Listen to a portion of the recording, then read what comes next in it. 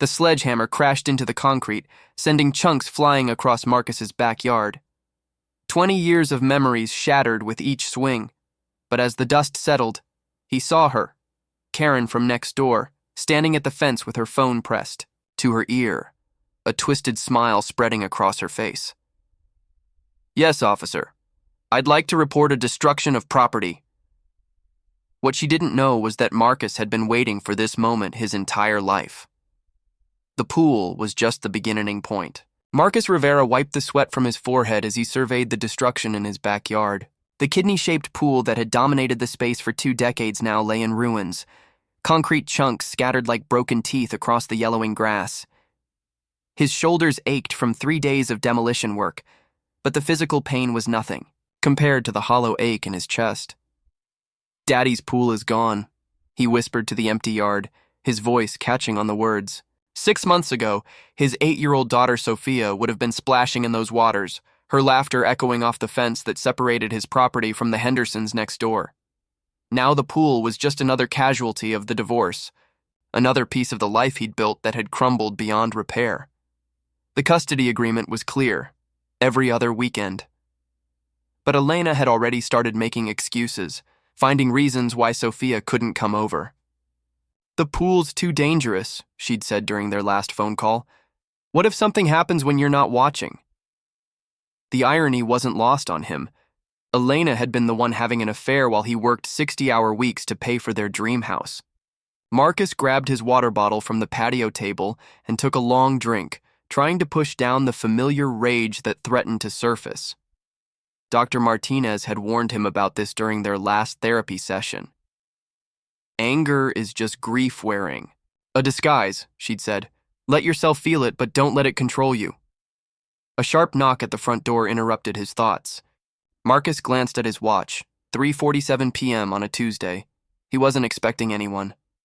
He made his way through the house, noting how empty it felt without Sophia's drawings on the refrigerator or her sneakers scattered by the front door.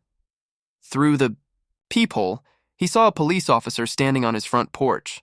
A young woman with auburn hair pulled back in a tight bun, her expression professional but wary. Behind her, at the edge of his driveway, stood Karen Henderson. Marcus's jaw tightened. Karen had been a thorn in his side for 3 years, ever since she and her husband Bob had moved in next door.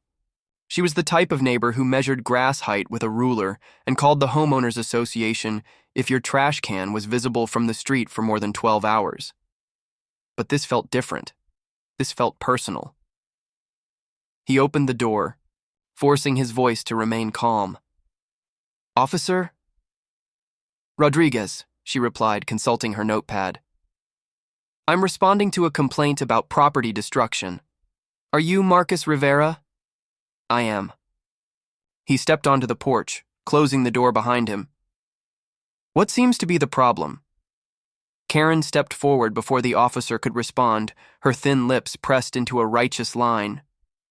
"The problem is that your illegal demolition project is affecting my property values and creating a safety hazard.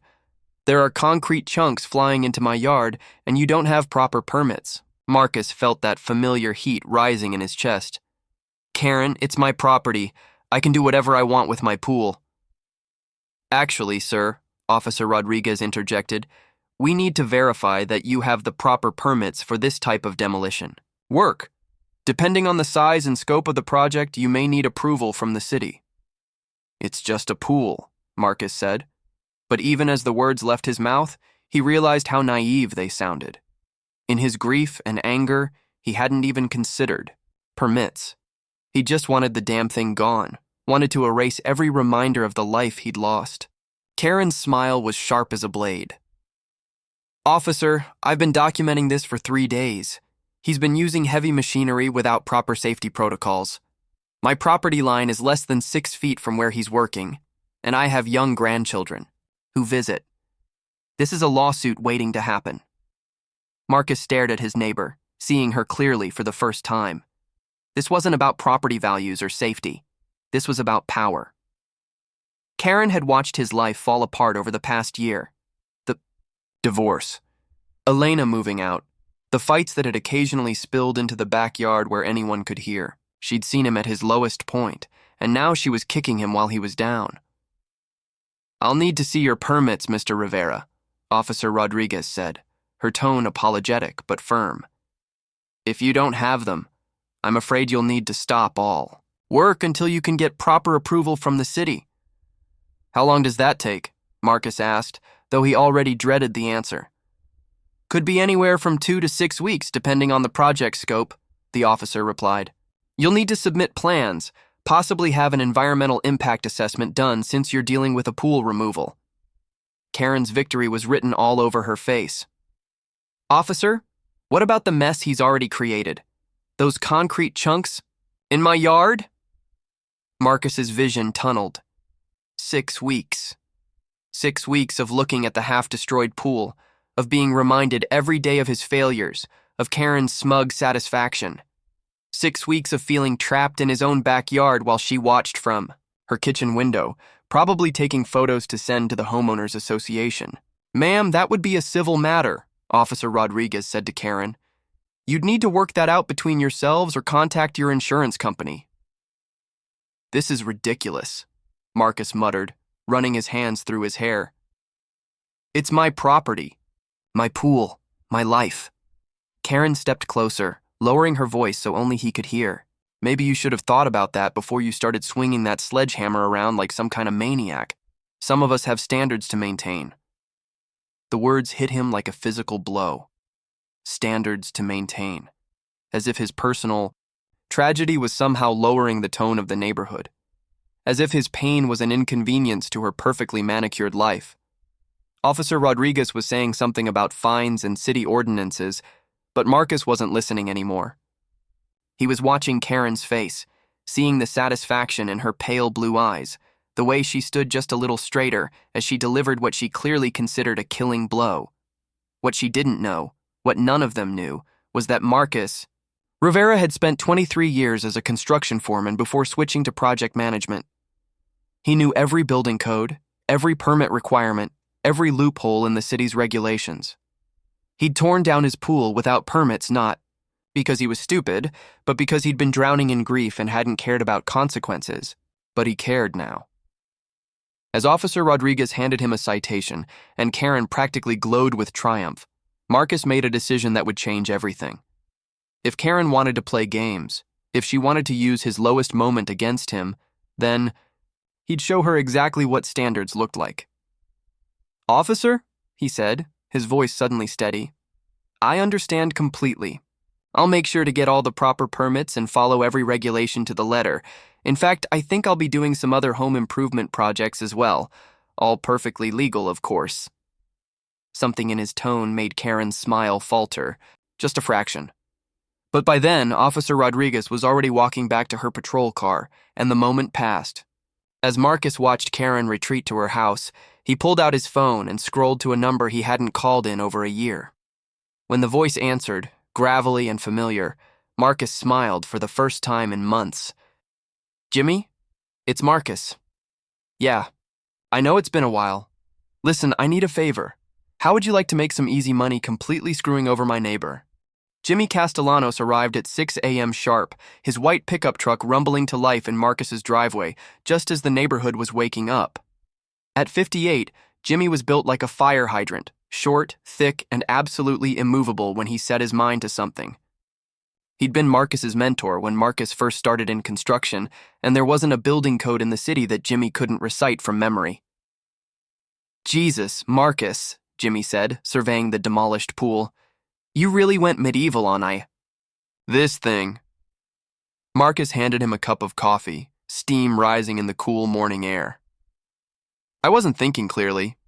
Elena had just finalized the custody arrangement, and I just snapped." Jimmy nodded, understanding passing between them. Jimmy had been through his own messy divorce 15 years earlier. "So what's the plan with this neighbor of yours? Karen, right?" "Karen Henderson.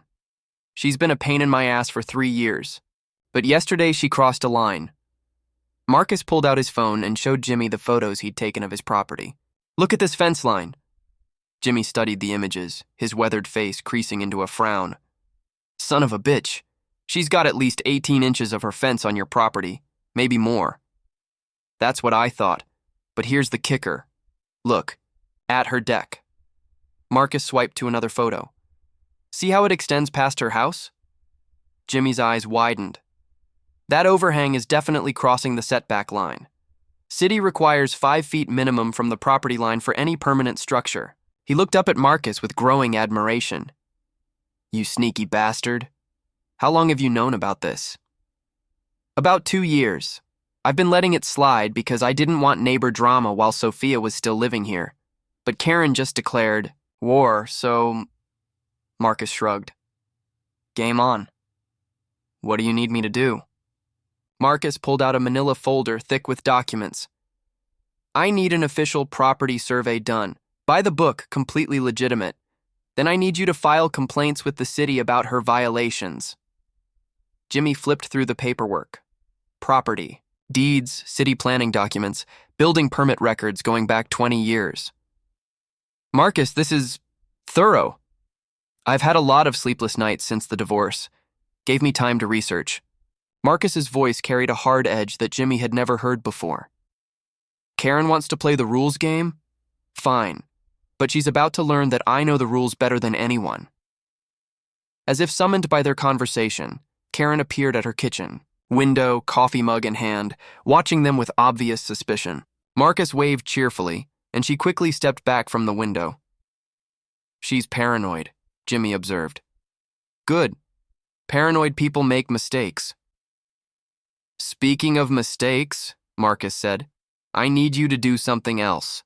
File for a permit to build a workshop in my backyard. Jimmy raised an eyebrow. You don't need a workshop. No, but I need the permit application process. It'll require a property survey, environmental assessment, neighborhood notification. Marcus's smile was cold. All completely legal procedures that happen to be incredibly invasive for the neighbors. You magnificent bastard, Jimmy grinned.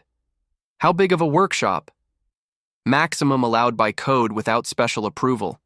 20 by 30 feet, 16-foot ceiling height.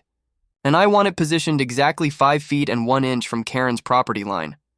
Jimmy whistled low. That's going to block a lot of her sunlight. Her precious garden is going to be in shadow for most of the day. Shame, Marcus said, not sounding sorry at all. They spent the next hour walking Marcus's property line, Jimmy taking precise measurements with a professional surveyor's tool. Every few minutes, they'd see Karen's curtains twitch as she tried to spy on them from different windows. Marcus, Jimmy said as they worked, I gotta ask, you sure you want to do this? Once we file these complaints, there's no going back. The city doesn't mess around with property line violations. Marcus thought about Sophia, about the way Elena had used the pool as an excuse to limit his visitation. He thought about Karen's smug smile yesterday, the satisfaction in her voice when she'd called him a maniac. He thought about all the nights. He'd lain awake listening to Karen's dogs bark at 2 a.m., all the times she'd left passive-aggressive notes about his grass being too long or his trash cans being out too early. I'm sure, he said. At exactly 9 a.m., Jimmy knocked on Karen's front door. Marcus watched from his kitchen window as Karen answered, her face shifting from annoyance to confusion to growing alarm as Jimmy explained he was conducting a property survey. I don't understand, Karen's voice carried across the yard. Why do you need to be on my property? Ma'am, according to county records, part of your fence and possibly your deck are on Mr. Rivera's property. We need to establish the exact property line. That's ridiculous. We had our property surveyed when we bought the house. Jimmy consulted his clipboard. That would have been 3 years ago. Property markers can shift, especially with soil, erosion, and weather. Mr. Rivera has the right to have his property line verified. Marcus could see Karen's hands trembling as she processed the implications. If her fence was on his property, she'd have to move it. If her deck was over the setback line, the city could force her to tear it down. This is harassment, Karen said, her voice getting shriller. He's doing this because I called the police yesterday. Ma'am, this is a routine property survey. Mr. Rivera is within his rights. Jimmy's tone was professional but implacable. If you'd prefer, we can have the city surveyor come out instead, but that would take several weeks and cost significantly more. Marcus watched Karen's face cycle through emotions: anger, fear, calculation. She was smart enough to realize that fighting the survey would only make her look guilty, but not smart enough to understand how thoroughly she'd been outmaneuvered. "Fine," she said finally. "But I want to be present for every measurement." "Of course, ma'am. That's your right." For the next 3 hours, Karen followed Jimmy around both properties like a suspicious cat, questioning every measurement, demanding to see his credentials, taking photos of everything. Marcus made a point of working in his garage with the door open, occasionally wandering out to offer Jimmy water or ask loudly about the survey results. "Looking good, Jimmy," Marcus called out during one of these exchanges. "Find anything interesting?" Jimmy glanced at Karen before responding. "Well, the fence line is definitely off. Looks like about 22 inches on your side. And that deck..." He shook his head sadly. "Whoever built that didn't check the setback requirements." Karen's face went pale. "That can't be right. We paid for professional installation." "Ma'am, I'm just measuring what's here. These are the results." Jimmy showed her his clipboard. "The deck extends 4 feet 2 inches from your house, and the setback requirement is 5 feet from the property line. Your property line is 3 feet 8 inches from your house at this point." Marcus did quick math in his head.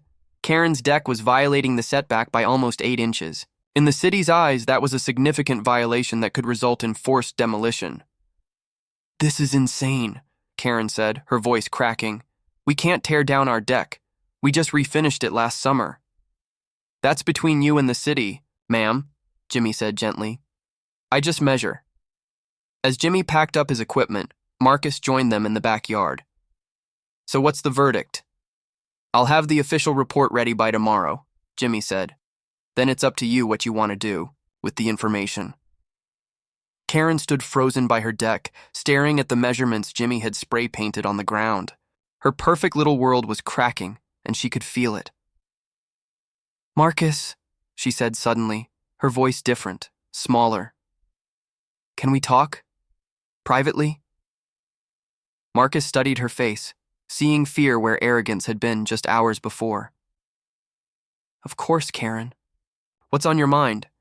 She glanced at Jimmy, who was loading his truck. I think we may have gotten off on the wrong foot yesterday. Maybe we can work something out. Neighbor to neighbor." Marcus nodded slowly. "Maybe we can. But Karen?" He stepped closer, his voice dropping to just above a whisper. "Next time you want to call the cops on me, you might want to make sure your own house is in order first." The color drained completely from Karen's face as the full scope of her situation hit her. She'd started a war with someone who had just proven he was better armed, better prepared, and far more ruthless than she'd ever imagined. And the worst part was, he hadn't even played his strongest cards yet. 3 days later, Marcus was enjoying his morning coffee when he heard the shouting. Through his kitchen window, he could see Karen in her backyard, gesticulating wildly at a man in a hard hat who was shaking his head and pointing at various parts of her property. His phone buzzed with a text from Jimmy. "City inspector just arrived at Karen's. Phase 2 is a go." Marcus stepped onto his back patio to get a better view. The city inspector, a heavyset man named Rodriguez, who Marcus had worked with on several commercial projects, was methodically documenting every violation Jimmy had reported. Karen's husband Bob had apparently been called home from work. His sedan was parked haphazardly in the driveway, and Marcus could see him through the kitchen window, pacing while he talked animatedly on his phone. "Mr. Rivera?" a voice called from his front yard. Marcus walked around to find a young woman with a clipboard standing by his mailbox. "Sarah Chen, City Planning Department. I'm here about your workshop permit application." "Perfect timing," Marcus said, smiling warmly. "Would you like some coffee? This might take a while."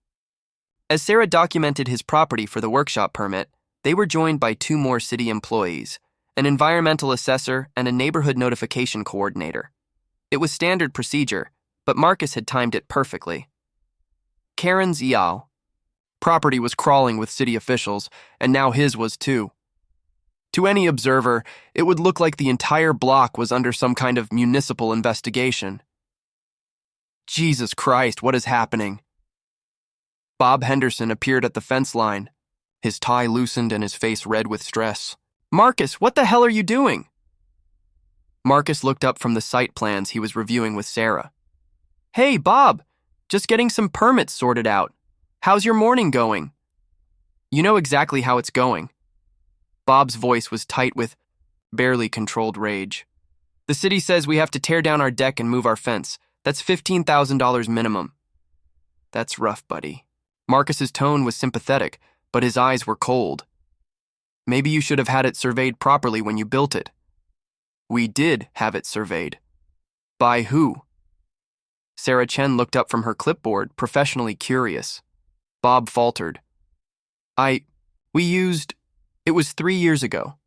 I'd have to look up the company." Marcus already knew the answer. He'd done his research. The Hendersons had used Bob's brother-in-law, who called himself a property consultant, but wasn't actually licensed, to do surveys. It was cheaper than hiring a real surveyor, but the measurements were worthless from a legal standpoint. "The thing is, Bob," Marcus said, "when you're making permanent improvements to your property, you really need to make sure you're following all the regulations. I mean, what if something went wrong? What if someone got hurt because of an improperly constructed deck? The liability issues alone." Bob's face went through several shades of red. "Are you threatening us?" "Of course not. I'm just saying that as neighbors, we should all be responsible about following the rules. Speaking of which, Sarah, how's the soil assessment looking for my workshop?" Sarah consulted her notes. "The environmental impact should be minimal, but we'll need to do noise assessments since you're planning to use power tools. The notification requirements mean we'll need to inform all neighbors within a 100-foot radius about the construction timeline." "How long will construction take?" Marcus asked, though he already knew the answer. "Based on the size and specifications, probably 4 to 6 months. You'll be able to start at 7 a.m. Monday through Saturday per city ordinance." Marcus saw Bob's expression darken further.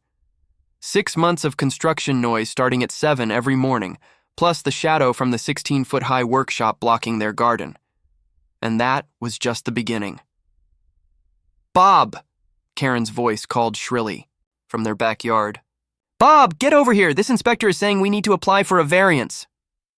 Bob shot Marcus one more furious look before stalking back to his property. Marcus watched him go, then turned back to Sarah with a pleasant smile.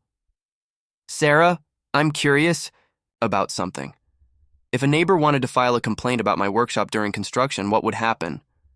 "Well, they'd need to prove you were violating city ordinances or the terms of your permits. As long as you're following the approved plans and staying within the noise regulations, there's not much they can do." She glanced toward the Henderson property, where voices were getting louder. "Is there some kind of neighbor dispute going on?" "Nothing I can't handle," Marcus said. "Just want to make sure I'm protected if someone tries to make false complaints out of spite." The city takes false complaints very seriously, especially if there's a pattern. Multiple frivolous complaints can result in fines for the complainant. Marcus filed that information away for later use. "Good to know."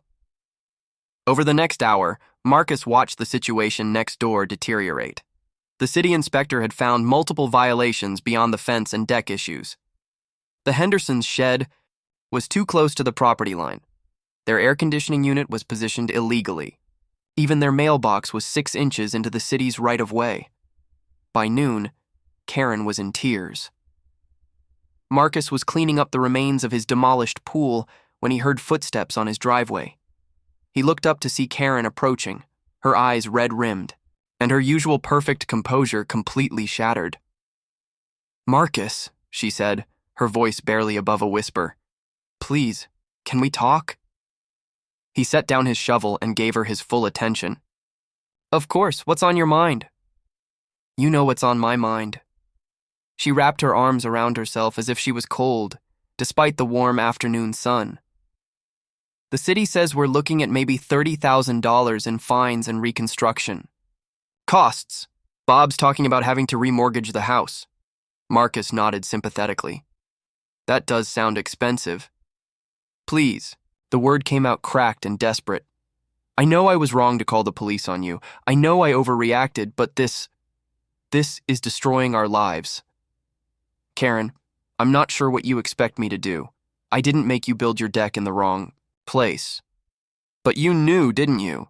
You've known for years that our property wasn't properly surveyed. Marcus considered lying, but decided the truth would hurt more. Yeah, I knew. Then why didn't you say anything? Because it wasn't my problem, just like my pool wasn't your problem until you decided to make it one. Karen stared at him, the full scope of her miscalculation finally becoming clear. You could have just gotten the permits for your pool demolition. This whole thing could have been avoided. You're right, Marcus agreed. But then I would have missed out on this valuable lesson about being careful who you mess with. Tears started flowing down Karen's cheeks. Bob doesn't know that I was the one who called the police. He thinks it was just bad luck that the city found all these violations right after your survey. Marcus raised an eyebrow. You didn't tell your husband that you started this whole thing? He would kill me. He was already angry about the money we've been spending on the house, and now... She wiped her nose with the back of her hand. Marcus, I'm begging you, please. Can we work something out? For a moment, Marcus felt a flicker of sympathy. Karen looked genuinely broken, and there was something pathetic about watching someone who had been so cruel and petty reduced to begging. But then he remembered Sophia's empty bedroom, remembered Elena's cutting words about his dangerous pool, remembered the satisfaction in Karen's voice when she'd called him a maniac. Here's what I'm willing to do, he said finally. I'll hold off on filing any additional complaints about your property violations, but the ones that are already filed, those run their course. What does that mean? It means you'll have to fix the fence and the deck and the shed and everything else the city found, but I won't go looking for more problems. Karen's face crumpled. That's still going to cost us everything. Karen, Marcus said gently, 3 days ago you stood in my driveway and smiled while a police officer wrote me a citation. You called me a maniac. You tried to use my worst moment against me because you thought you had power over me. He stepped closer, his voice dropping to just above a whisper. But here's what you didn't understand. I've been building things and following city codes longer than you've lived in this neighborhood. When you decided to weaponize the rules against me, you picked a fight with someone who knows the rules better than you ever will. Karen's shoulders shook with silent sobs. The difference between you and me, Marcus continued, is that when I break the rules, it's because I'm grieving and not thinking straight. When you break them, it's because you're too cheap and arrogant to do things right. And now you're learning that actions have consequences. He picked up his shovel and turned, back to his work. Oh, and Karen? Construction on my workshop starts Monday at 7 a.m. I'd invest in some good earplugs if I were you. As Karen stumbled back to her house, Marcus allowed himself a moment of satisfaction. But it was tempered by the knowledge that he wasn't done yet. Phase 3 was just beginning, and Karen Henderson was about to learn that sometimes the best revenge is perfectly, absolutely legal.